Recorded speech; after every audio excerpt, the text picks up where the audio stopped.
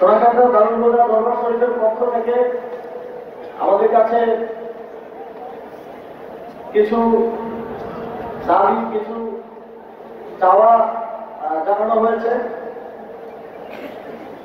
যেমন নির্মাণাধীন মসজিদের কাজে আর্থিক সহযোগিতা,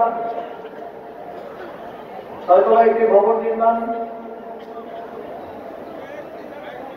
বহুতল বিশিষ্ট অজুখানা নির্মাণ,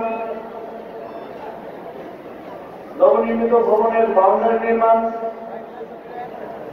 madam road to Srikail road প্রশস্তকরণ, দরবার প্রবেশের রাস্তা প্রশস্তকরণ,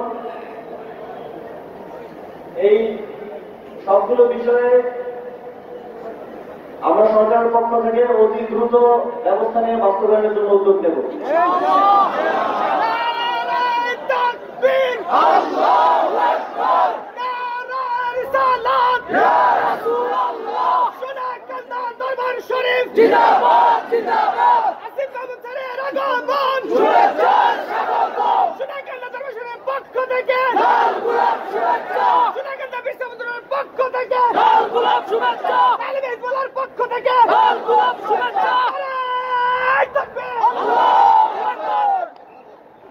শুধু এগুলো নয়, যদি আপনাদের আরো কোনো চাওয়া থাকে আমরা সেগুলো দেখব এবং সোনাকান্দা দারুল হুদা দরবার শরীফ আত্মিকভাবে পরিশুদ্ধ মানুষ তৈরির যে দায়িত্ব নিয়েছে, যে দায়িত্ব পালন করে আসছে, এই দায়িত্বে যে কোনো ধরনের সহযোগিতা করে আমরা গর্বিত হব।